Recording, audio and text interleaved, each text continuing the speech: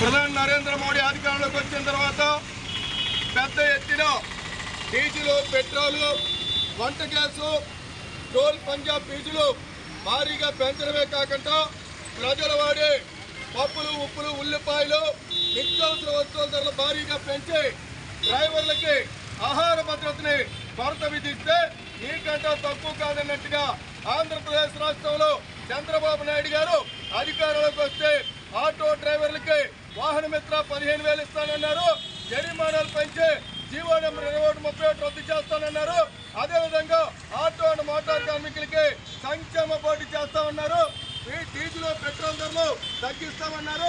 Green tax, pollution, అదేవిధంగా insurance తగ్గిస్తామని హామీ ఇచ్చి 9 నెలలు గడిచినా ఈ రోజు వరకు ఒక హామీ అమలు చేయలేదు.